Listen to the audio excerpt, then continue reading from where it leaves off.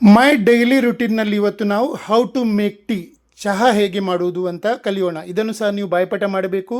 ಬಾಯ್ಪಾಠ ಮಾಡಿ ನಿಮ್ಮಷ್ಟಕ್ಕೆ ನೀವು self talk ಅಂತ ಒಂದಿದೆ. ನೀವು ಎಲ್ಲಿ ಕೂತ್ಕೊಳ್ತೀರೋ ಅಲ್ಲಿ ಸ್ವಲ್ಪ ನಿಮ್ಮ ಥಿಂಕಿಂಗ್ ಲ್ಯಾಂಗ್ವೇಜ್ ಇರ್ತದೆ. ಥಿಂಕಿಂಗ್ ಲ್ಯಾಂಗ್ವೇಜ್ ಜಾಸ್ತಿಯಾಗಿ ನಮ್ಮ ಮದರ್ ಟಂಗ್ ಇರ್ತದೆ. ಬಟ್ ಅದನ್ನು ನಾವು ಇಂಗ್ಲೀಷಿಗೆ ಇದು ಮಾಡಿದರೆ, ಇಂಗ್ಲೀಷಲ್ಲಿ ಥಿಂಕ್ ಮಾಡಲಿಕ್ಕೆ ಶುರು ಮಾಡಿದರೆ ನಿಮಗೆ ಇಂಗ್ಲೀಷು ಸ್ವಲ್ಪ ಈಸಿಯಾಗಿ ಬರಲಿಕ್ಕೆ ಶುರು ಆಗ್ತದೆ.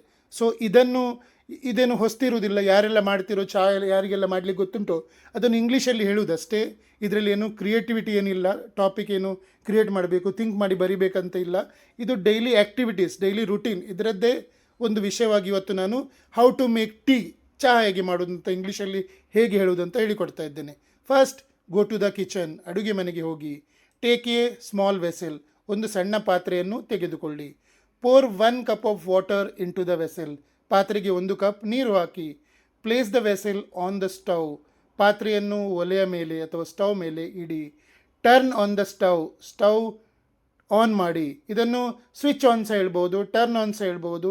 ಲೈಟ್ ದ ಸ್ಟವ್, ಕೆಲವರು ಉರಿಸ್ತಾರೆ, ಲೈಟ್ ದ ಸ್ಟವ್ ಸಹ ಅನ್ಬೋದು.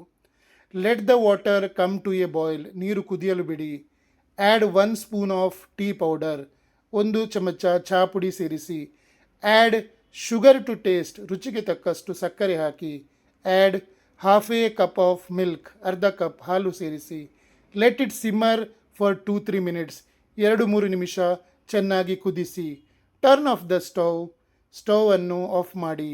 Use a strainer to